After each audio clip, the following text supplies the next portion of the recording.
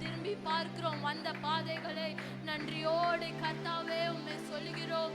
அப்பா ராஜ்ரே நீர் நடத்த வந்த பாதைகள் கரடு முரடா இருந்தாலும் தேவனே எங்கள் கண்மணி போல பாதுகாத்த தேவனே உமக்கு ஸ்தோத்திரம் ஸ்தோத்திரம் ஸ்தோத்திரம். அப்பா ராஜ்னே இந்த வேலையில அப்பா அடுத்த ராஜ்னே அப்பா நாங்கள் ஜெபம் இயேசு கிறிஸ்துவின் நாமத்தில் உங்களை வாழ்த்துகிறேன். இன்று தியானிக்கும்படியாய் ஒரு நபரை குறித்து பார்க்கலாம். ஆதியாகமம் 25 அதிகாரம்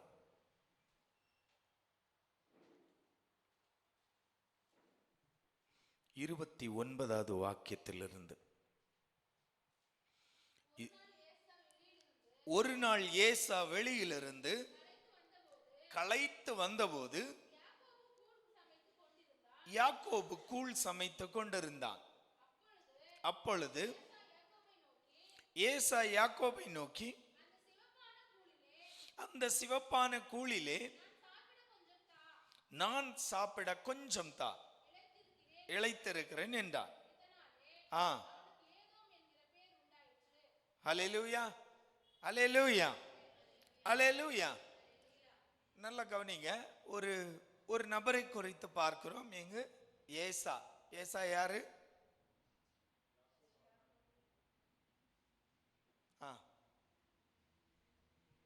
யாரு? ஈசாக்குடைய முதல் பையன். அது முக்கியம். ஆமென் இல்லையா?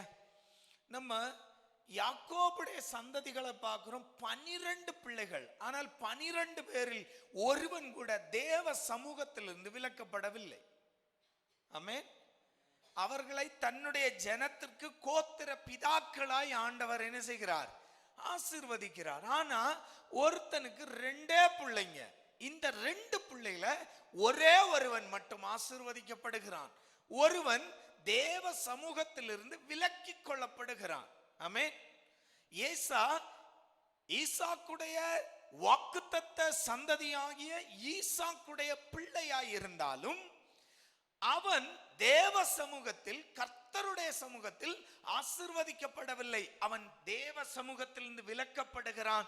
ஆனால் அதில் ஒருவன் மட்டும், யாக்கோபு மட்டும் ஆசீர்வதிக்கப்படுகிறான். ஆமென் அல்லேலூயா.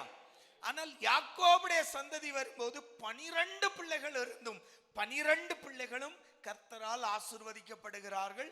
அவர்கள் நம்முடைய கோத்திர பிதாக்களாய் ஆசீர்வதிக்கப்படுகிறார்கள். அப்போ எந்த இடத்தில் இந்த ஏசா விழுந்து போகிறான்?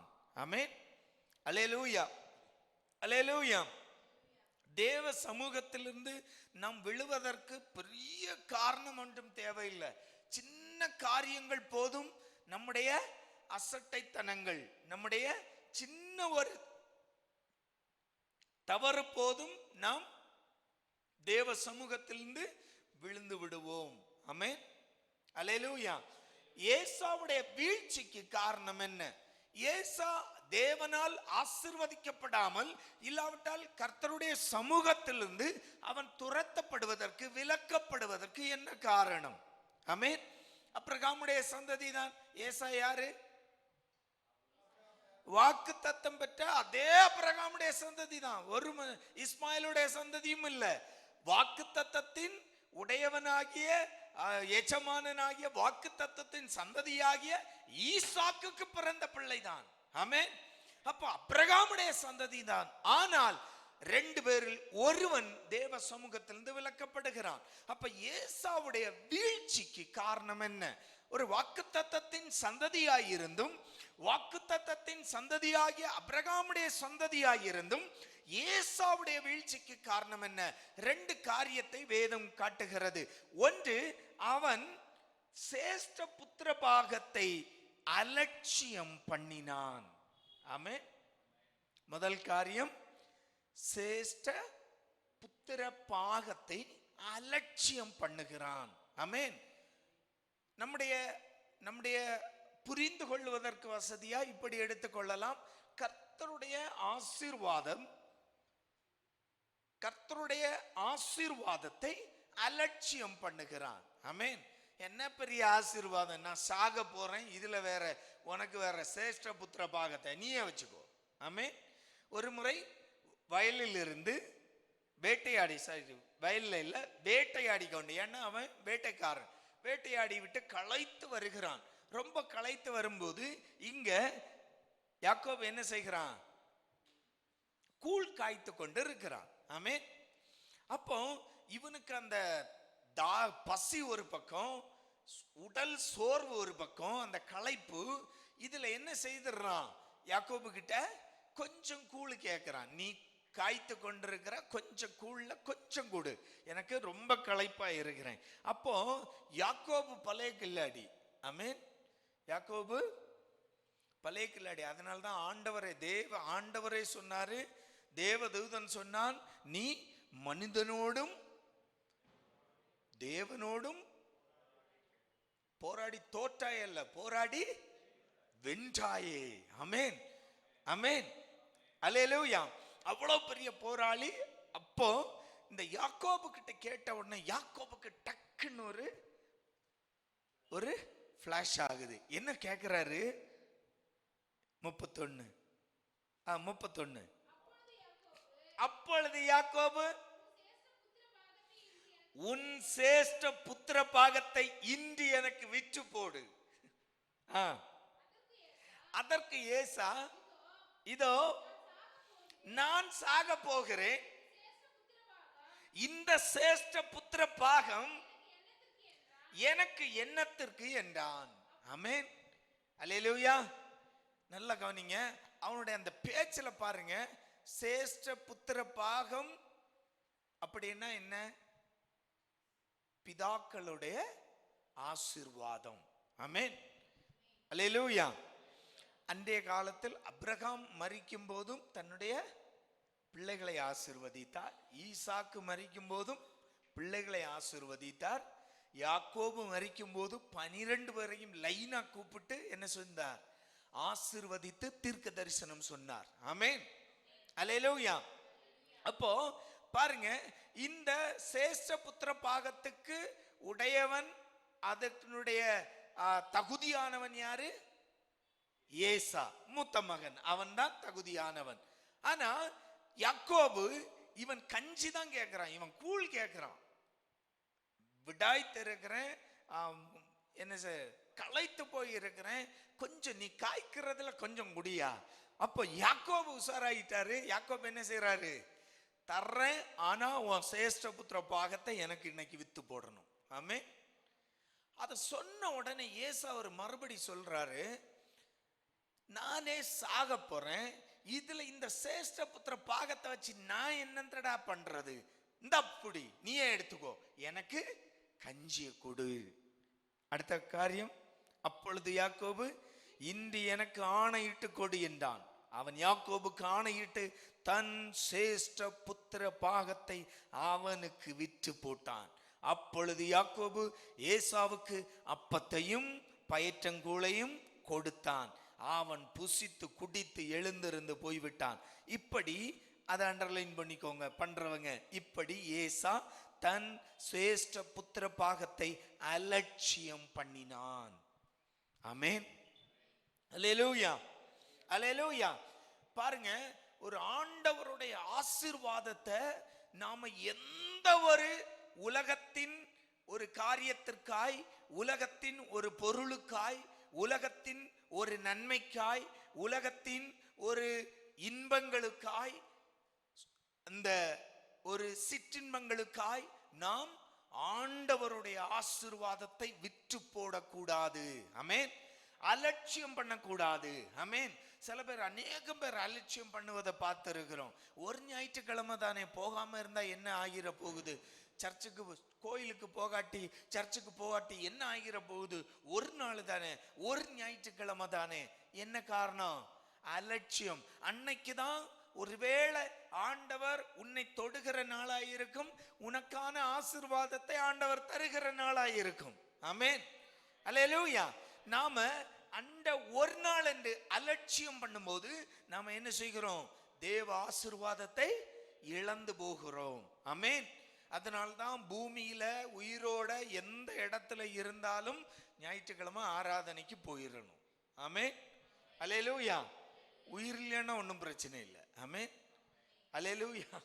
ஒன்றும் பண்ண முடியாது. தாவீது சொன்னது போல, ஆண்டவரே, மரித்தவர்கள் பாதாளத்தில் இறங்கியவர்கள் உம்மை துதிப்பார்களோ, அதே போல நாம சொல்லிடலாம், ஆண்டவரே, மூக்குல சுவாசம் இல்லாத மனிதர்கள் உம்மை துதிப்பார்களோ, அதனால நான் துதிக்கவில்லை. அல்லேலூயா. ஆனா நாம் சின்ன சின்ன காரியத்துக்கு எப்போ தேவ ஆசீர்வாதத்தை அசட்டை பண்ணுகிறோமோ, தேவனை அசட்டை பண்ணுகிறோமோ, தேவன் தருகிற வாக்குத்தத்தங்களை அசட்டை பண்ணுகிறோமோ, அதன் பிறகு ஏசா விரும்பியும் அந்த ஆசீர்வாதம் அவனுக்கு கிடைக்கவில்லை. ஆமென். அல்லேலூயா. பாருங்க, தகப்பனிடம் வந்து சொல்றான், தகப்பனிடம் வந்து தகப்பன் கண்டுபிடித்து விட்டான். ஐயோ, யாக்கோபு என்ன செய்து விட்டான்? உன்னுடைய எல்லா ஆசீர்வாதங்களையும் வாங்கி விட்டான், வாங்கிட்டு போய்விட்டான். அப்ப ஏசா கேட்கிறான் பாருங்க, தகப்பனிடம் கேட்கிறான், தகப்பனே, ஒன்று கூட இல்லையா? ஆமென். அல்லேலூயா. அல்லேலூயா. அல்லேலூயா. ஒன்று கூட வைக்கவில்லையா எனக்காக? ஆமென். யாக்கோபு சொல்லுகிறார், ஈசாக்கு சொல்லுகிறார், ஒன்றும் நான் முழுமையாய் யாருக்கு கொடுத்துட்டேன்? யாக்கோபுக்கு கொடுத்து விட்டேனே. பாருங்க, அப்போ இவனுடைய சிரேஷ்ட புத்திர பாகம் தான், இவன் தான் அதற்கு உரியவன். ஆனால் இவனுடைய அசட்டைத்தனம் எதுக்காக? ஒரு அப்பத்துக்காகவும் பயிற்றங்கூழுக்காகவும் என்ன செய்து விட்டான்? விற்று போட்டு விட்டான். ஆமென். ஆனால் அதன் பிறகு இவன் வேண்டுகிறான், எனக்கு ஆசீர்வாதம் வேண்டும், என் தகப்பனுடைய ஆசீர்வாதத்துல ஒன்றாவது வேண்டும், என் தகப்பனுடைய ஆசீர்வாதத்துல ஒன்னாவது கொடு. ஆனா அவன் வேண்டும் போது அவனுக்கு அது கிடைக்கவில்லை. இதே போல்தான் தேவ பிள்ளைகள் நம்முடைய வாழ்க்கையும். நாம எந்த ஒரு சூழ்நிலையிலும் ஆண்டவருடைய ஆசீர்வாதத்தையோ, ஆண்டவருடைய வார்த்தைகளையோ, ஆண்டவருடைய வாக்குத்தத்தத்தையோ, ஆண்டவர் தருகிற நன்மைகளையோ அசட்டை பண்ணக்கூடாது. அது என்ன பெரிய ஆசீர்வாதம். ஆமென். அநேகம் பேர் இன்னைக்கு பரலோகத்தையும் அப்படிதான் அசட்டை பண்ணி கொண்டு இருக்கிறாங்க. ஆமென். என்ன பெரிய பரலோகம்? இப்படியே தான் 2000 வருஷமா பிரசங்கிமார்கள் பிரசங்கித்து கொண்டிருக்கிறார்கள். ஆமென். அல்லேலூயா.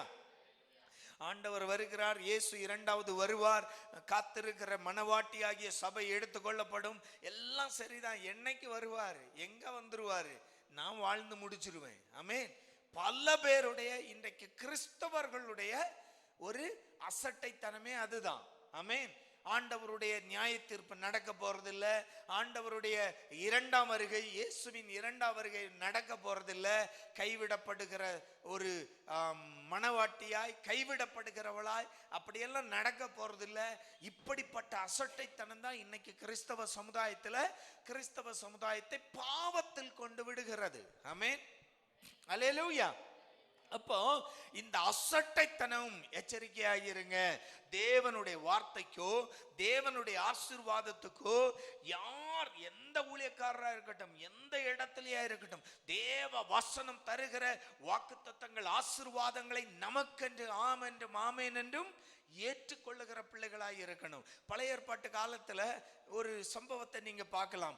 எங்கெல்லாம் தேவ வசனங்கள், எங்கெல்லாம் நியாயப்பிரமாணங்கள் ஜனங்களுக்கு போதிக்கப்படுகிறதோ, ஜனங்கள் உரத்த சத்தத்தோடு ஒருமித்த குரலோடு சொல்லுகிறார்கள்,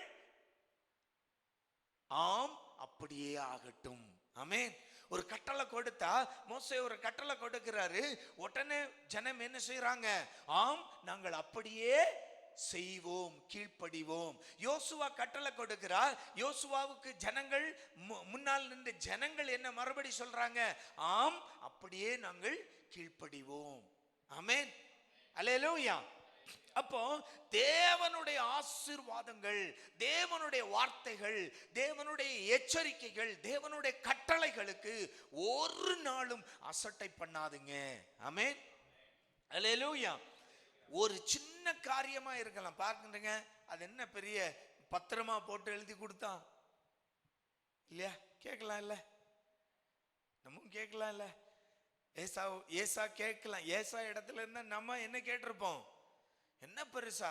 எத்தனையோ பேர் இப்போ பழைய காலத்துல நம்ம ஊர் பக்கம் எல்லாம் தெரியும், அண்ணன் தம்பிங்க சொத்து பாகம் பிரிக்கிறது பேச்சில் தான் பிரிப்பாங்க, எழுதியெல்லாம் கொடுக்க மாட்டாங்க. இன்னும் பல கிராமங்கள்ல, நம்ம இடத்துல ஊர்கள்ல பல கிராமங்கள்ல பார்த்தீங்கன்னா இன்னும் தாத்தம் பாட்டங்காலத்திலேயே டாக்குமெண்ட் இருக்கும். ஆனா இன்னைக்கு அனுபவிக்கிற பேர பிள்ளைங்க எல்லாம் தனித்தனி காம்பவுண்ட் தான் போட்டிருப்பான், ஆனா டாக்குமெண்ட் இன்னும் மாறி இருக்காது. என்ன காரணம்? அன்னைக்கு இருந்தவங்க பேச்சு வாக்குல தான் அது பங்கு பிரிக்கிற பாகம் பிரிக்கிறதே பேச்சு வாக்குல தான். அந்த பேச்சுக்கு தான் என்ன செய்தாங்க? மரியாதை கொடுத்தாங்க, அது முக்கியத்துவமா இருந்தாங்க. ஆமென். ஆனா காலங்கள் மாற மாற இன்னைக்குள்ள தலைமுறை எழும்பி என்ன செய்யுது? ஏன் அப்பன் தெரியாம செய்துட்டான், என் தாத்தன் தெரியாம பண்ணிட்டான், அதெல்லாம் முடியாது. ஆமென். சண்டை நடக்கல. இப்போ பல தலைமுறைகள் ஆன பிறகு இப்போ சொத்துக்கு சண்டை நடக்குது. என்ன சொல்லுவாங்க? என்ன எழுதியா கொடுத்துருக்குறாங்க? அதான் முதல் கேள்வியே அதுதான். பிரச்சனை பண்ணணும்னா முதல் கேள்வியே எதுதான் வரும்? என்ன எழுதி கொடுத்துட்டாங்களா? ஒன்றும் கொடுக்கல, இல்ல எல்லாத்துக்கும் போடு சேர. ஆமென். அப்போ ஏசையா இடத்துல நாம இருந்திருந்தா நாமும் தகப்பனிடம் கேட்டிருக்கலாம், எப்பா நான் என்ன எழுதியா கொடுத்துட்டேன்? அன்னைக்கு வயிறு பசி, என்னுடைய உடல் களைப்பு, இதுல அவங்கிட்ட கேட்டேன், அவன் சொன்னா அதுக்காக ஒப்புக்கொண்டேன். எதுக்காக ஒப்புக்கொண்டேன்? கஞ்சிக்காக ஒப்புக்கொண்டேன், அவ்வளவுதான். கூழுக்காக ஒப்புக்கொண்டேன், அவ்வளவுதான். ஆமென். அல்லேலூயா. ஆனால் அவன் விரும்பியும் தகப்பனிடம் மன்றாடுகிறான், அழுறான், போராடுறான். எப்பா ஒரு ஆசீர்வாதம் இல்லையாப்பா? தகப்பன் சொல்கிறான், இல்ல மகனே, எல்லாம் உன்னுடைய சகோதரன் வாங்கி கொண்டு விட்டான். ஆமென். பாருங்க, அப்போ மொத்தத்துக்கும் இவன் தான் தகுதி உள்ளவன். ஆமென். ஆனா இன்னைக்கு ஒண்ணு கேட்கிறான், ஏதாகிலும் ஒண்ணு தகப்பனே, ஏதாகிலும் ஒண்ணு. ஆனா அது கூட அவனுக்கு கிடைக்காமல் போகிறது. காரணம், அவன் அசட்டை பண்ணியபடியால். ஆமென். ஒன்று, அவன் தேவனை, தேவனுடைய வாக்குத்தத்தங்களை, ஆசீர்வாதங்களை, தகப்பன் கொடுத்த சேஷ்ட புத்திர பாகத்தை என்ன செய்து விட்டான்? அசட்டை பண்ணி விட்டான். இரண்டாவது காரியம் என்ன ஆகுது? அடுத்த அதிகாரம் 26:34.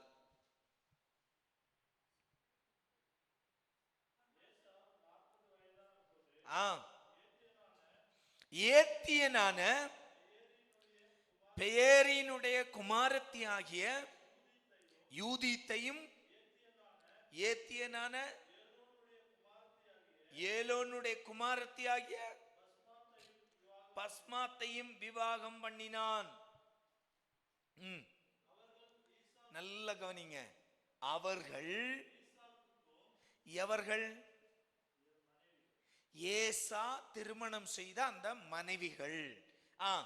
ஈசாக்குக்கும் ரெபெக்காளுக்கும் மனநோவாய் இருந்தார்கள்.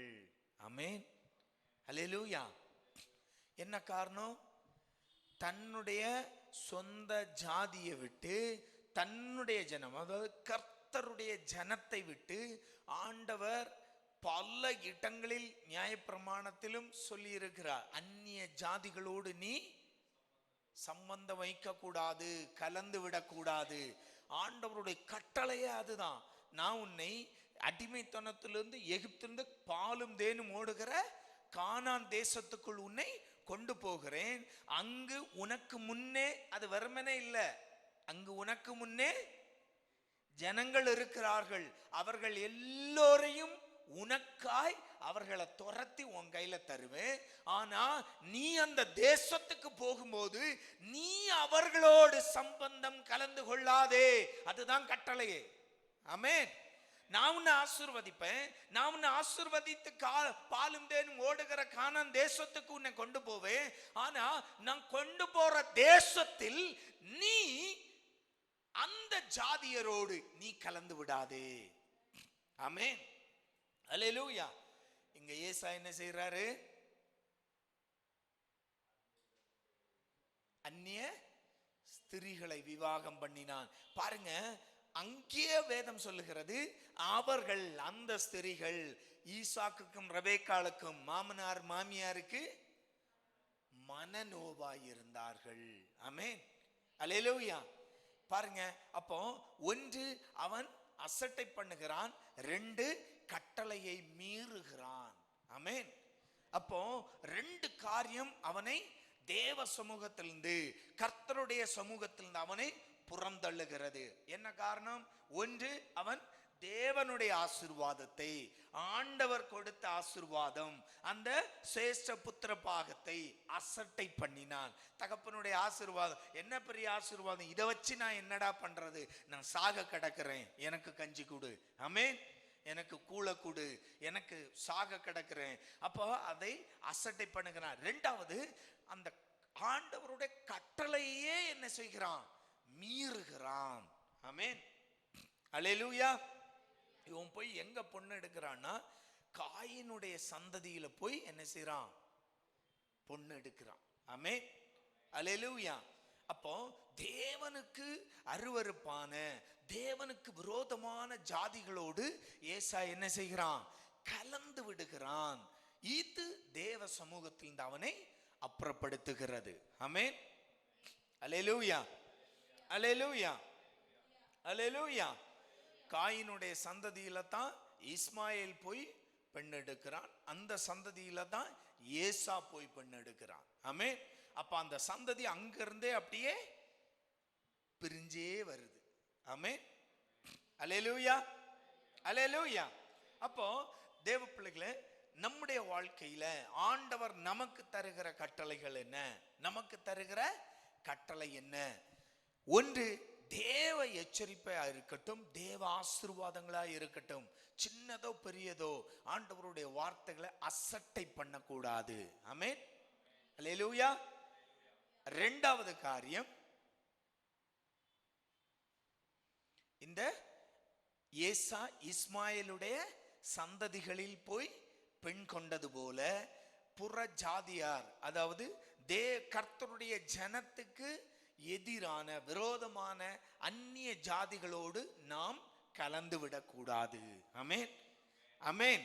இந்த ரெண்டு காரியம் ஏசாவை தேவ சமூகத்திலிருந்து அப்புறப்படுத்துகிறது. நம்முடைய வாழ்விலும் எச்சரிக்கையாய் இருப்போம். தேவ ஆசீர்வாதங்கள், தேவ எச்சரிக்கை, தேவ வார்த்தைகளை ஒரு நாளும் அசட்டை பண்ணாதபடி, ரெண்டு, புற ஜாதியாரோடு நாம் கலந்து விடாதபடி எச்சரிக்கையாய் இருக்கணும். ஆமென். எப்ப நாம கலந்து விடுறோமோ அப்போ நாம் தேவ சமூகத்திலிருந்து அப்புறப்படுத்தப்படுகிறோம் என்பதை மறந்துவிடக்கூடாது. ஆமென், அல்லேலூயா, அல்லேலூயா. கர்த்தர் தாமே நம்மை பலப்படுத்துவாராக.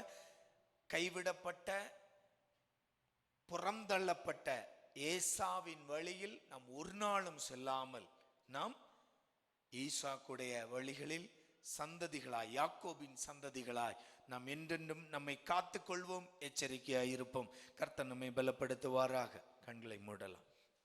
அன்பு தகப்பனே, இந்த அருமையான வேளைக்காய் நன்றி தகப்பனே. இந்த ஆசீர்வாதமான இந்த வேளையிலும் அப்பா கேட்ட வசனங்களுக்காய் ஸ்தோத்திரம். உம்முடைய வசனத்தின்படியாய் நாங்கள் ஏசாவை குறித்து பார்த்தோம். சேஷ்ட புத்திர பாகத்தை அசட்டை பண்ணினான், புற ஜாதியாரோடு கலந்து விட்டான்.